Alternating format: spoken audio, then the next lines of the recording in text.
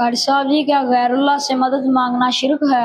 غیر اللہ سے مدد مانگنا شرک نہیں ہے، بلکہ یہ قرآن پاک سے ثابت ہے۔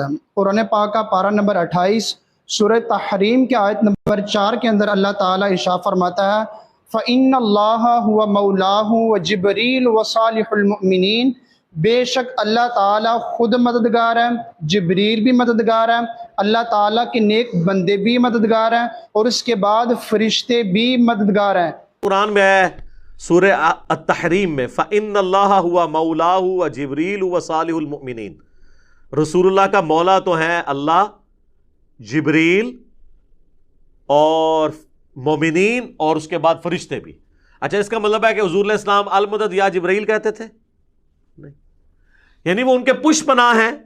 جب اللہ تعالیٰ کسی کی ڈیوٹی لگاتا تھا وہ حضور کے ساتھ کام کرتے تھے، آپ کے صحابہ آپ کی خدمت گزاری میں تھے، یہ مطلب ہے۔ یہ تو نہیں کہ آج کی ڈیٹ میں آپ نے پکارنا ہے۔